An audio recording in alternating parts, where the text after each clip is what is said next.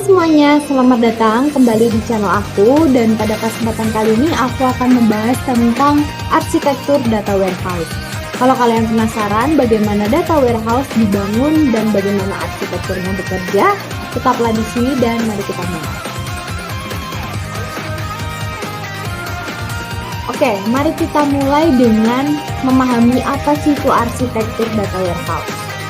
Secara sederhana, arsitektur data warehouse adalah kerangka kerja yang digunakan untuk mengelola aliran data dari sumber data hingga ke pengguna akhir. Komponen utama arsitektur data warehouse itu ada beberapa. Yang pertama, sumber data. Sumber data ini bisa berasal dari berbagai tempat seperti basis data operasional, sistem ERP, file CSV, data cloud, dan sebagainya. Yang kedua ada ETL atau Extract, Transform, and Load. Proses ETL itu adalah tahap krusial dalam arsitektur data warehouse. Pertama, data diekstraksi dari sumbernya dan kemudian data tersebut ditransformasi agar sesuai dengan format dan struktur yang dibutuhkan oleh data warehouse. Akhirnya, data dimuat ke dalam data warehouse. Yang ketiga, ada data warehouse. Ini adalah inti dari arsitektur. Data warehouse ini menyimpan semua data yang telah diproses dan diorganisir untuk analisis lebih lanjut. Dan di sini data ini diatur dalam skema yang kita bahas di video sebelumnya seperti skema bintang atau skema snowflake. Nah, yang keempat ada data mart. Data mart ini adalah subset dari data warehouse yang difokuskan pada area atau departemen tertentu seperti penjualan atau pemasaran. Dan hal ini memungkinkan analisis yang lebih spesifik dan efisien. Anggap saja sebagai toko kecil yang menjual produk tertentu dari gudang besar.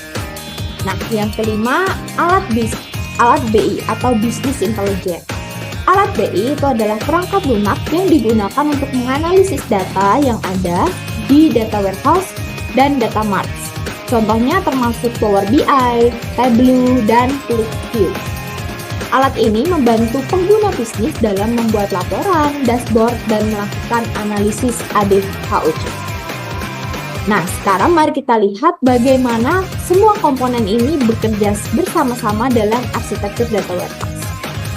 Proses kerja arsitektur data warehouse terdiri dari yang pertama, pengumpulan data. Data ini dikumpulkan dari berbagai sumber data. Yang kedua ada proses ETL. Data mentah dari berbagai sumber diekstraksi, ditransformasi, dan dimuat ke dalam data warehouse. Yang ketiga ada penyimpanan data.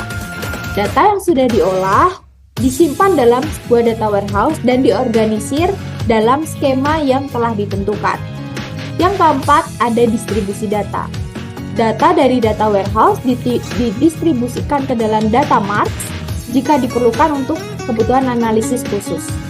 Selanjutnya ada analisis data. Pengguna bisnis menggunakan alat BI untuk menganalisis data, membuat laporan, dan mengambil keputusan berdasarkan data. Dan itulah gambaran umum tentang arsitektur data warehouse. Dengan arsitektur ini, organisasi bisa mengelola data mereka dengan lebih efektif dan mendapatkan wawasan yang berguna untuk pengambilan keputusan. Saya harap video ini dapat membantu teman-teman semua dalam memahami bagaimana data warehouse itu bekerja. Jangan lupa like, komen, dan subscribe video ini. Dadah!